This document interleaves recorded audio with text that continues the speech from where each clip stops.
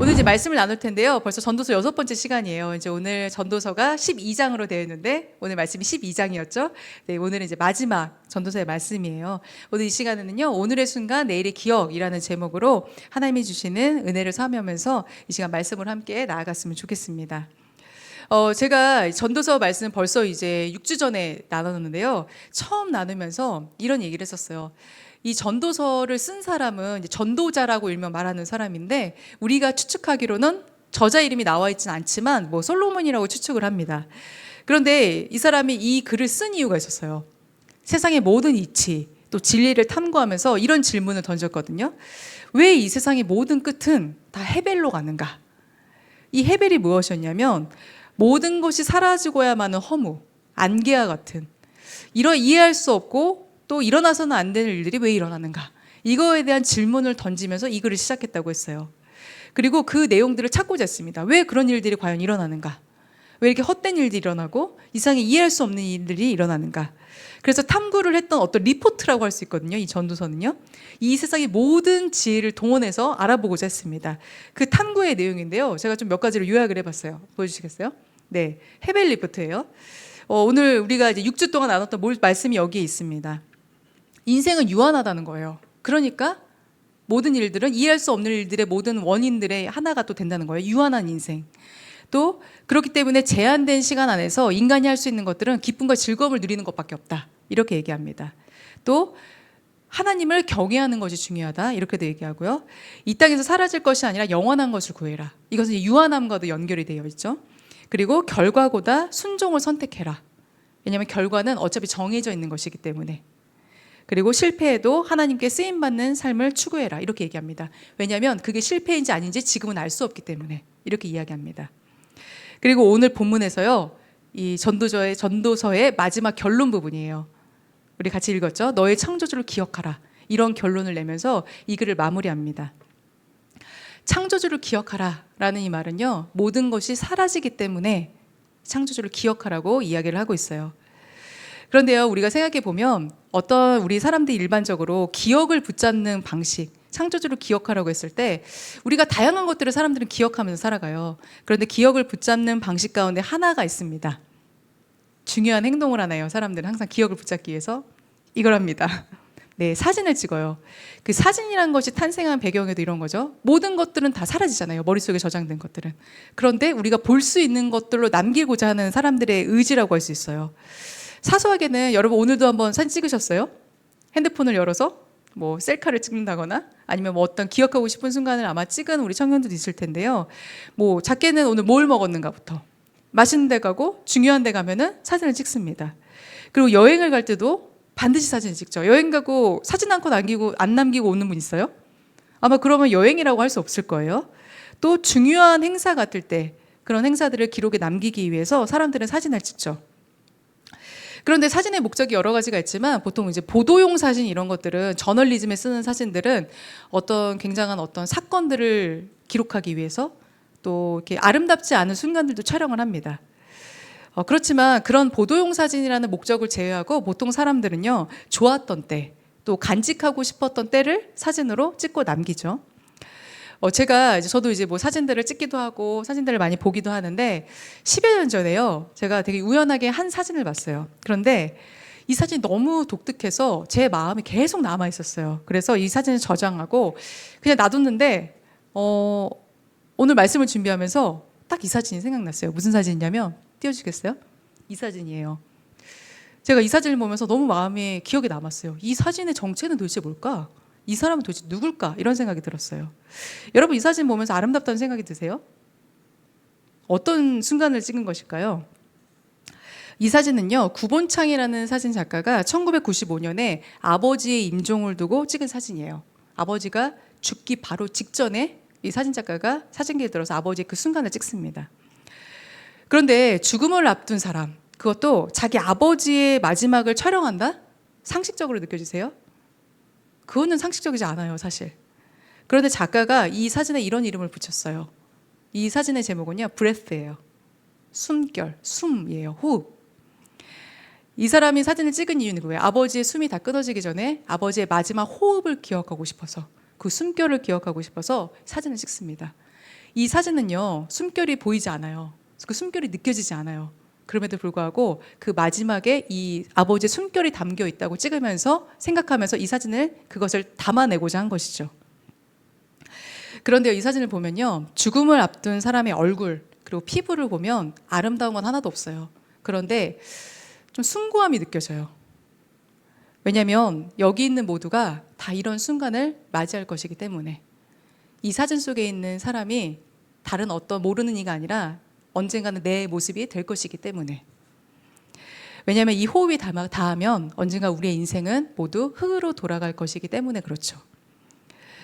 이 작가가 기억하고 싶었던 것은요, 자신에게 생명을 준 사람, 아버지였어요. 우리 역시 마찬가지입니다. 그리스도인으로서 우리는 우리가 어디로 가야 할지, 어디로부터 왔는지, 또 어디로 가야 할지를 알고 있어요. 그리고 우리에게 생명을 주신 분이 누구인고, 또 우리에게 그 생명을 거두어 가실 분이 누구인지도 알고 있습니다. 그렇기 때문에 전도자는 기억해야 한다고 말하고 있어요. 그 기억이 나와 하나님과의 관계를 규정짓고, 그 기억은 지금의 나의 삶, 그리고 영원을 결정하기 때문에 그렇습니다. 오늘 우리가 함께 나눈 본문 1절의 말씀 같이 한번 읽어볼게요. 젊을 때 너는 너의 창조주를 기억하여라. 고생스러운 날들이 오고 사는 것이 즐겁지 않다고 할 나이가 되기 전에, 이렇게 얘기합니다. 근데 여기서 기억하라 라고 써있는 이 말에 성경이 쓰인 이 히브리어 원어는요, 자카르라는 단어를 썼습니다. 기억하라는 자카르라는 말이에요. 그런데 여기에는 기억하다 라는 이 말 외에도요, 마음에 품다, 생각나게 하다, 이런 뜻을 갖고 있어요. 그런데 이 말은요, 기억이라고 할 때 단순히 옛날에 있었던 것을 떠올리는 그런 회상을 이야기하는 게 아니에요. 어떤 사실을 기억하기 위해서 적극적으로 행동하는 것을 말합니다. 그냥 단순히 머릿속에 저장된 것들을 끄집어내는 게 아니라, 이거를 잊어버리지 않기 위해서, 이 기억을 잊지 않기 위해서 애쓰는 걸 말해요. 기억은 가만히 있으면 그냥 사라져버려요. 망각되는 것이죠. 그런데 잊지 않기 위해서 우리가 때로는 애쓰고, 또 때로는 그 기억을 말하고, 또 기록하고 전하는 과정을 통해서 그 기억은 사라지지 않고 계속 이어지게 됩니다.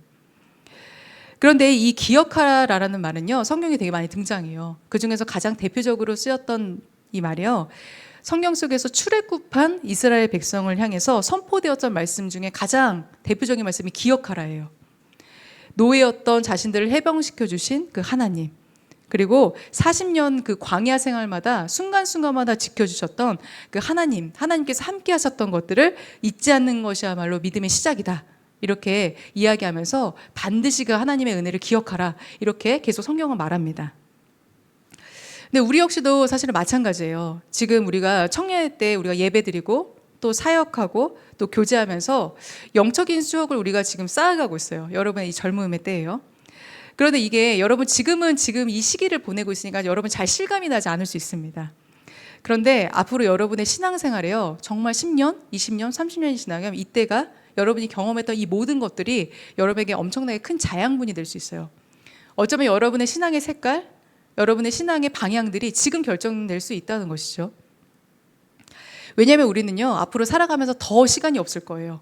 그리고 더 여유가 없어질 거예요. 지금이 지나면 더 시간이 많아지고 더 여유가 생길까요? 아니요, 전혀 그렇지 않아요.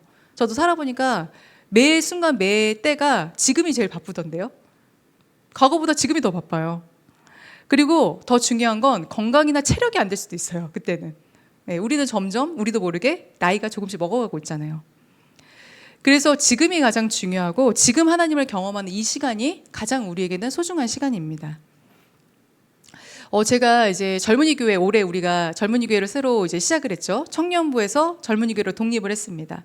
그러면서 기도하면서 우리 젊은이들과 함께 나눠야 될 진짜 목표와 비전이 뭘까? 하나님께 질문하고 묻고 기도하면서 떠올렸던 이 선교라는 것도요, 바로 그것 때문이에요.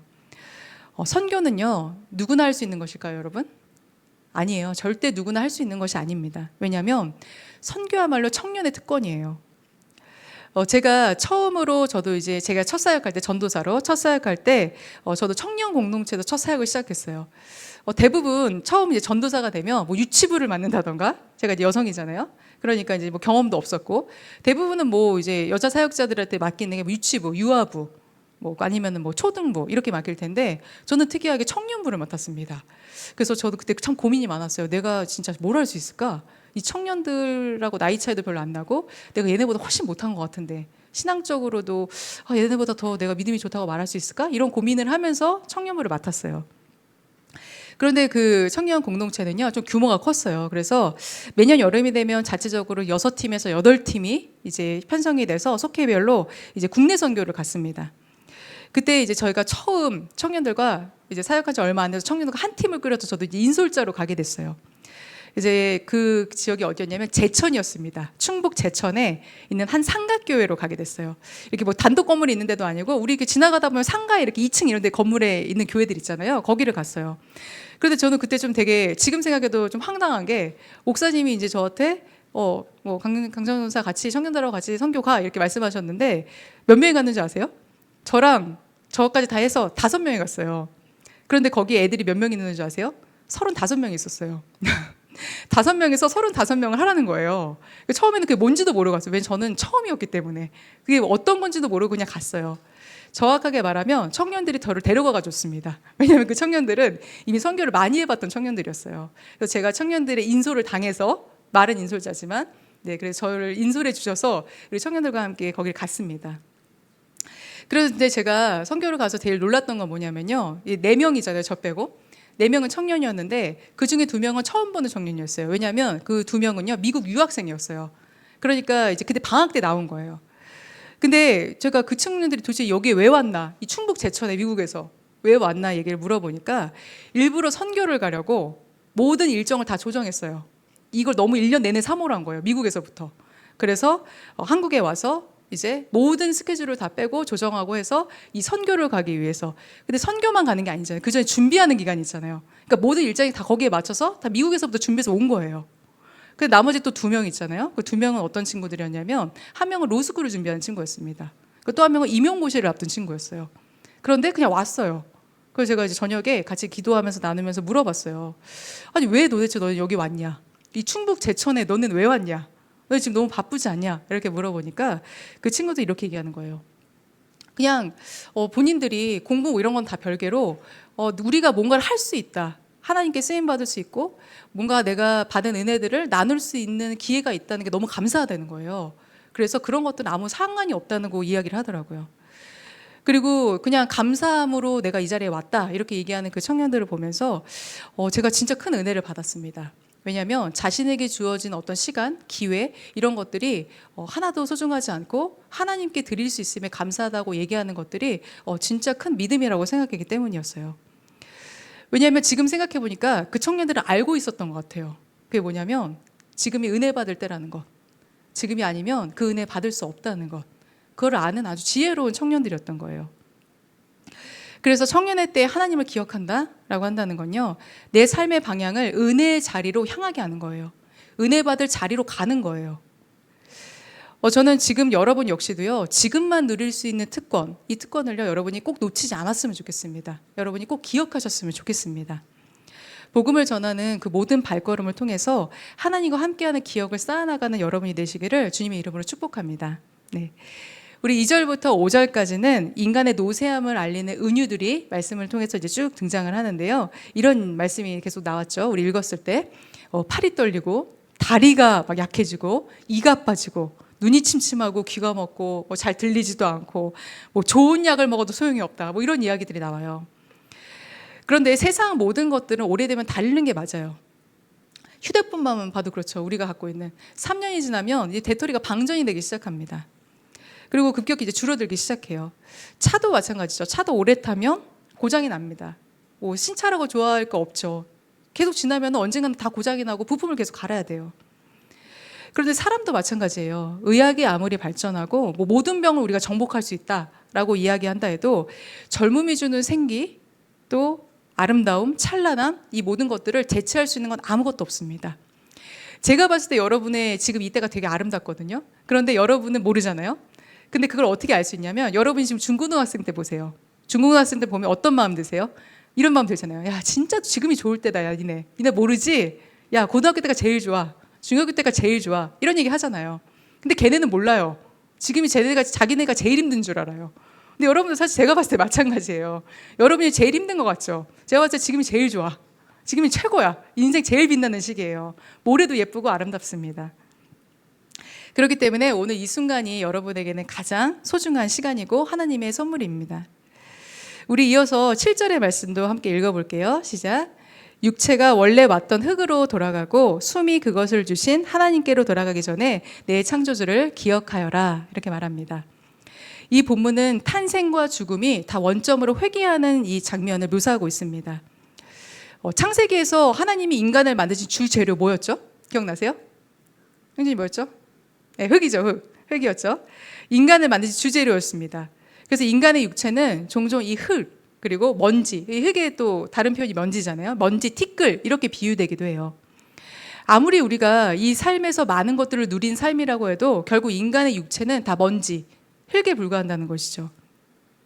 그런데 흙으로 왔다가 흙으로 돌아가는 게 전부가 아니에요. 하나님은 인간을 흙으로 만드셨지만 또 하나의 작업을 하셨습니다.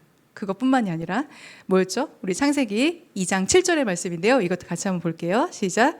주 하나님이 땅의 흙으로 사람을 지으시고 그의 코에 생명의 기운을 불어넣으시니 사람이 생명체가 되었다. 이렇게 얘기합니다.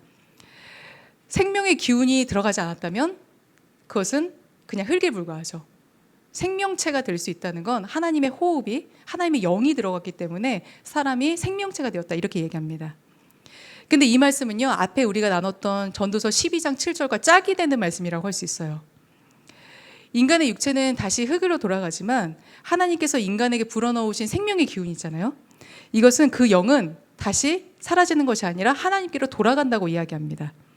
그래서 영원히 사라지지 않는 거예요. 먼지는 사라져요. 그런데 영혼은 사라지지 않아요. 그래서 사람에게는요, 엄밀히 말하면 죽음이 있는 게 아니에요. 탄생만 있습니다. 왜냐하면 죽음이라는 건 하나님 앞에 없기 때문에, 우리는 하나님께 돌아가는 것이기 때문에 그래요. 우리가 이렇게 생각해 볼 수 있어요. 우리가 육신의 기록은 이제 없어지면서, 우리가 육체가 없어지면서 다 지워지는 것이죠. 하지만 영에 새겨진 이 기록은요, 지워지지 않고 하나님께 제출되는 거예요. 다시 돌아갈 때 너 이 땅에서 뭐 했니? 어떻게 살았니? 이런 것들이요. 하나님과의 기억은 무엇이었니?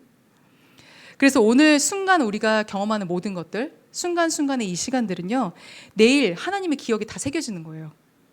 히브리서 9장 27절에는요, 이걸 이렇게 말하고 있습니다. 한번 볼게요.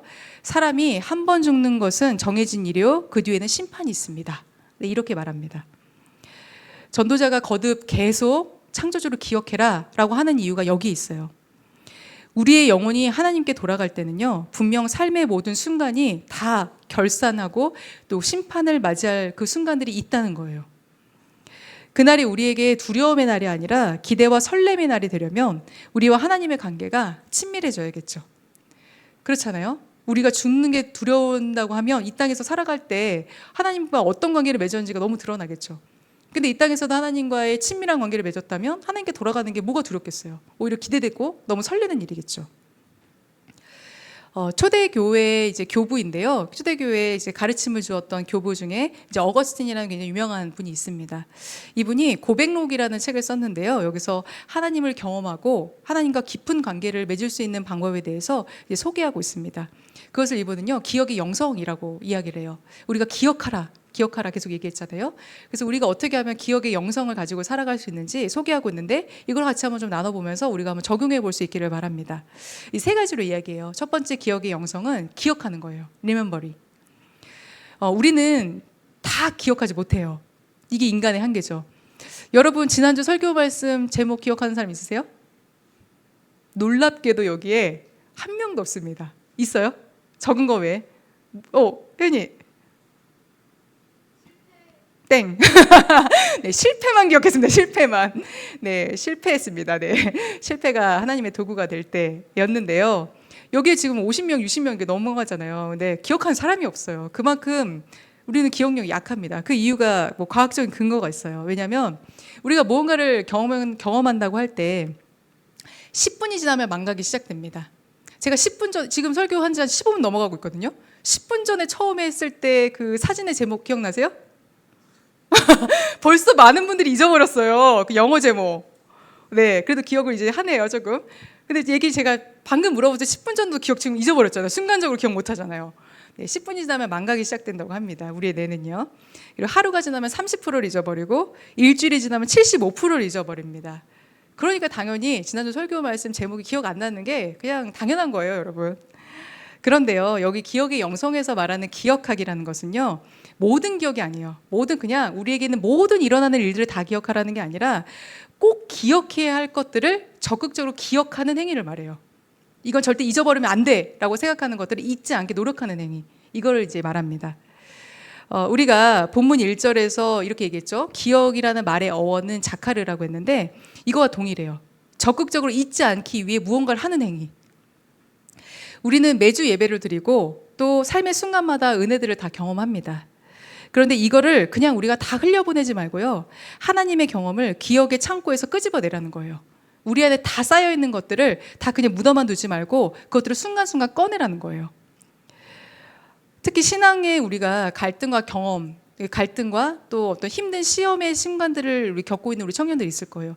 나 지금 하나님 믿고 있는 게 맞나? 나 진짜 너무 삶이 고달프다, 힘들다 라는 그런 과정들을 겪고 있는 청년들이 있다면요, 이런 적극적인 기억하기는 도움이 돼요. 지금은 비록 굉장히 내가 어려운 시기를 보내고 있지만 예전에 나에게 은혜를 주셨던 하나님에 대한 기억과 경험, 나를 도우셨던 하나님에 대한 부분들을 떠올리면서 영적인 지혜와 힘을 얻는 거예요. 그것들을 찾아내서 적극적으로 기억해 보는 것이죠. 이게 첫 번째라고 할 수 있어요. 그렇다면 기억의 영성 두 번째는요, 네, 생각하기입니다. 기억의 영성 두 번째는 생각하기. 과거의 기억은요, 엄밀히 말하면 사실 그 자체가 아니에요. 우리는 그냥 그때 일어났던 일을 기억한다고 생각하거든요. 근데 사실은 아니에요. 그거는 재구성된 거예요. 우리의 머릿속에서 뭔가 가공된 것들을 우리는 기억합니다. 예를 들어서 여러분 시험에 떨어진 기억이 여러분 아마 다 있을 거예요, 누구나. 아니면 시험을 망쳤던 경험도 누구나 아마 있을 거라고 생각해요. 그런데 그게 내가 원하던 결과가 아니기 때문에 기분 나쁘고 힘든 기억이 될 수 있어요. 저도 이제 대학 입시에 첫 해에 실패했거든요. 저도 재수생 출신인데 그때를 생각하면 진짜 끔찍해요. 왜냐면 그때 또 월드컵이 또 마침 있었어가지고 공부를 이제 또 핑계를 또 대는 거죠. 그때 또 애들 다 같이 놀았으니까 뭐 이런 핑계를 대지만 뭐 시험을 떨어졌던 건 좋은 기억이 절대 아닙니다. 그런데 그때 만약에 내가 가족들이 나를 위로해주고 친구들이 위로해주고 정말 다시 힘을 얻어서 그 다음에 더 좋은 결과를 내가 얻었다라고 한다면 시험에 떨어진 거는 기분 나쁜 기억으로 끝난 게 아니라 사람들의 어떤 따뜻함을 경험하고 또 마음을 새롭게 다잡은 그런 새롭게 이렇게 재구성된 기억으로 내 머릿속에 자리 잡을 거예요. 비록 그 시험에 떨어졌다는 것 자체는 나쁜 기억이지만 그 과정에서 경험했던 것들이 우리의 그런 이미지들을 만들어 간다는 것이죠. 그래서 기억은요, 그 자체로 그냥 두는 게 아니라 생각하고 떠올리면서 의미를 찾는 게 굉장히 중요합니다. 여러분, 그걸 위해서는요, 기록하는 게 되게 중요해요. 예를 들면 뭐 기도일기를 쓴다거나 아니면 영적인 뭐 노트 쓰기 이런 것도 도움이 될 수 있습니다. 왜 그런 게 중요하냐면 우리가 겪었던 힘든 일들 또 삶의 중요한 경험들을 우리가 기록하고 묵상하면 나중에 우리가 그때 발견하지 못했던 새로운 의미들을 또 깨달을 수 있는 계기가 되기 때문에 그래요. 제가 직장 생활할 때요, 제가 매일 회사에서 점심시간에 기도 노트를 썼어요. 왜냐하면 그때는 진짜 제가 이제 사회 초년생 때였는데 매일매일이 너무 힘들었어요. 일단 압박이 너무 심했어요. 저희는 이제 실적을 내야 되는 상황이 있었거든요. 1인당 매출이 정해져 있었습니다. 그렇기 때문에 이걸 1년 동안 달성하지 못하면 내가 정말 그 회사에서 무가치한 인간. 정말 너무 그런 압박이 너무 심했어요. 그렇기 때문에 이제 진짜 내가 정말 어떻게 할 수 있을까? 하나님 지혜를 주세요. 아니면 그 다음 일주일 동안 기획안을 10장씩 내야 되고 이런 것들이 되게 많았거든요. 근데 그런 것들이 너무 많다 보니까 하나님을 의지하지 않으면은 직장 생활에 하루도 못 버틸 것 같았어요. 그 당시에는. 그래서 점심시간마다 진짜 하나님 정말 살려주세요 이런 마음으로 매일매일 이제 기도 이런 노트를 썼습니다. 그리고 이제 막상 이제 회사를 그만두고 나중에 신학교를 가게 되는데 거기 가서도 신학교 가면 하나님 안에서 신학도 배우고 말씀도 배우고 하니까 늘 즐거울 것 같잖아요. 전혀 그렇지 않았어요. 왜냐하면 미래가 이제는 보이지 않는 거예요. 내가 이제 다 때려치고 직장도 때려치고 이제 신학교에 갔는데 내가 앞으로 뭘 할 수 있을까? 전도사가 되면 어느 교회를 가야 되나? 목사가 되면 뭐 하는 사람인지 사실 그것도 잘 모르고 갔어요. 그러다 보니까 거기에 대한 스트레스가 너무 많았습니다. 그래서 그때는요, 이제 기도 노트를 쓰기보다는 매일매일 이제 휴대폰 그 노트에 그날에 있었던 그런 마음들, 감정들, 또 힘든 일들, 경험했던 일들, 사람들의 그런 어떤 말 한마디 이런 것들도 다 적기 시작했어요. 그런데 지금 이제 제가 한참 이제 시간이 흘러서 그것도 지금도 가끔 봐요. 그러니까 어떤 걸 때 느끼냐면 그때 진짜 어렸다 철없다 이게 아니라 나 진짜 되게 절절했다. 진짜 이때는 하나님 없이는 살 수 없는 사람이었구나. 이런 것들이 막 느껴져요. 그리고 그때 하나님의 은혜들을 막 떠올려 보게 됩니다. 제가 이제 말씀 전하다 보면 우리 청년들 중에 이제 막 열심히 설교를 적는 청년들이 있어요. 그런데 적지만 말고요, 여러분. 거기 여러분의 경험이나 생각을 덧붙여 보세요. 그게 훨씬 더 중요해요. 단순히 어떤 것들을 기록하는 것만 중요한 게 아니에요. 여러분의 생각, 여러분의 감정들을 거기에 또 적어보면서 하나님 이런 말씀을 하셨는데 나는 이거에 대해서 이렇게 생각하고 지금 나의 상황은 이렇게 맞는 것 같아. 이런 것들 한번 덧붙여 보세요. 그러면 거기에서 의미를 발견할 수 있는 생각하기가 될 수 있습니다. 마지막으로 기억의 영성 세 번째는요, 회복하기예요. 기억하는 것의 궁극적인 목적이 뭐냐면 하나님 안에서 나를 발견하는 게 궁극적인 목적입니다. 그때의 어떤 그 기억 속에서 나는 어떤 생각을 했지? 그리고 나는 어떤 행동을 했지? 그런 것들을 떠올려 보면서 내가 어떤 사람인가를 알아보는 거예요. 사람이 기억 상실증에 걸리면요, 자기가 누군지를 잊어버려요. 그리고 내가 무슨 일을 했는지도 잃어버리고 무슨 말을 했는지도 잃어버리고 또 어떤 사람을 아는가 모르는가도 잘 몰라요. 모든 것들을 다 상실해 버립니다. 하나님과의 관계에서도 여러분 마찬가지예요. 하나님과의 관계에서의 영적인 기억 상실증에 걸리면 하나님만 잊어버리는 거죠? 아니요. 나 자신도 잊어버립니다. 내가 하나님의 안에서 어떤 사람이었는지를 잊어버려요.